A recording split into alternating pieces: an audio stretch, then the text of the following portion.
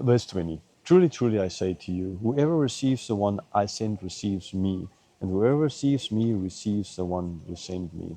So Jesus ends this off with this specific part off with saying, so again, truly, truly means this is very important. You need to listen to me.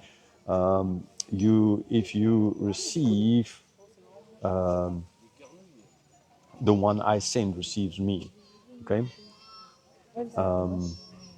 So if the ones that he's going to send out is received by people, then ultimately he's receiving Jesus. Okay, so like in the Father, you receive the Son, so you receive the Father as well. Now Jesus putting himself in that same position of if you receive the ones that he sent, like he being received by them, then they ultimately, or the people receiving the ones that sent, they will be received by Jesus as well.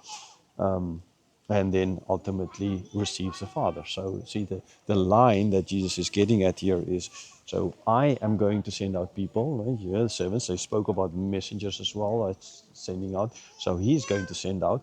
And if those that he sent out is received by others, then those others receiving the messengers, they are receiving not only the messengers, but ultimately him, and ultimately the one who sent him, which is the Father. Okay, verse 21. After saying these things, Jesus was troubled in spirit and testified, truly, truly, I say to you, one of you will betray me. Okay, so Jesus was defeated. He spoke about the messenger not being either the messenger or the master, the servant and the master, and that they need to do to others what he did to them. Okay, so then now again you see he's again troubled in his spirit. Why? I mean, he's human, right?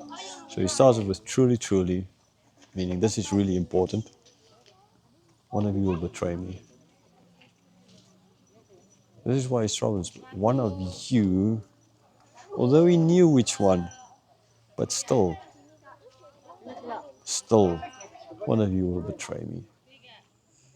Verse 22, the disciples looked at one another,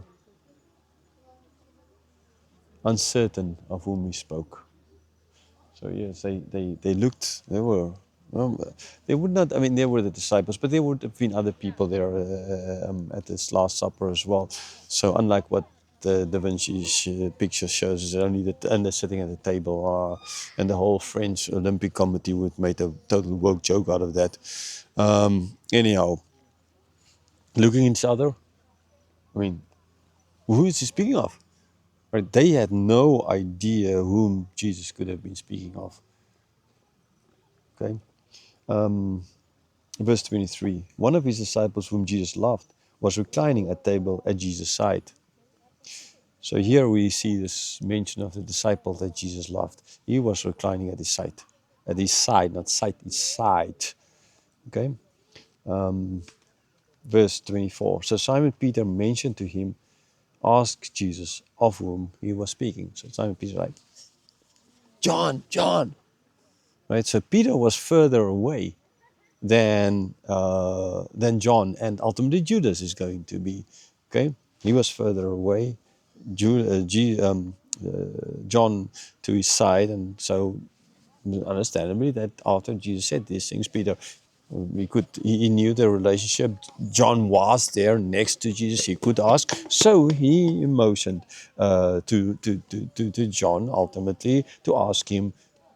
So you're there, you're close by. Ask him. Where's the speaker? Maybe he thought he was speaking about him. So yeah, you're sitting in front of this beautiful yellow hibiscus, and see, there's a fly sitting on there, on this beauty. Okay, now why I'm like, this is like here where Jesus speaks about the one that's going to betray him ultimately, right? They're all the beauty of what Jesus is doing, who Jesus is, and what is happening this Last Supper and all the teaching going on. But in this beauty, there's this little fly. There's this little one. There's this one person who is going to betray him, right? So let's read the next verse. Verse 25. Sorry, I need to read like this because my battery is nearly dead. So that disciple, leaning back against Jesus, said to him, Lord, who is it? So the disciple, the beloved disciple, that's John, who Peter asked to ask, he leaned back on Jesus and he asked Jesus, who is it? Who is a fly on a beautiful flower? Who is the evil one here that's going to betray you?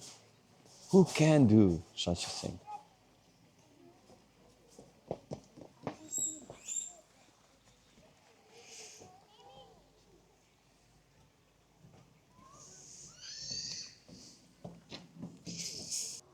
Verse 26.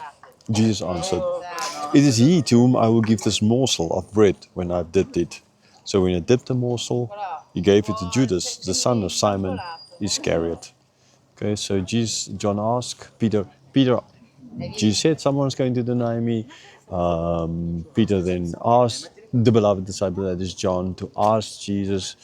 John asked, and Jesus said, it is the one to whom I will dip this morsel of bread. That very, very close thing, when you give bread to someone, right? When you dip the morsel of bread and you give it to someone, for someone then to go and betray you, that is the most evil kind of betrayal that you can get. But there's someone who you feeding, someone who is so close to you that you'll give him this morsel of bread to then betray you. And yes, this is what Judas is going to do. So he gave it to Judas, the son of Simon Iscariot.